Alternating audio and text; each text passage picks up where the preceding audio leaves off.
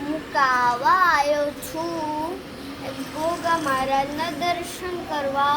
ચલો હું બી તો દર્શન કરાવી દઉં.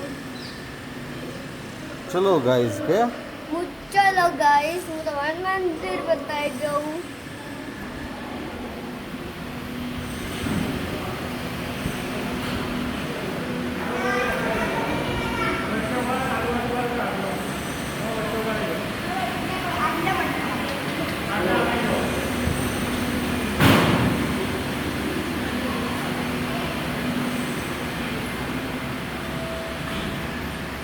મંદિર સોનાનું છે.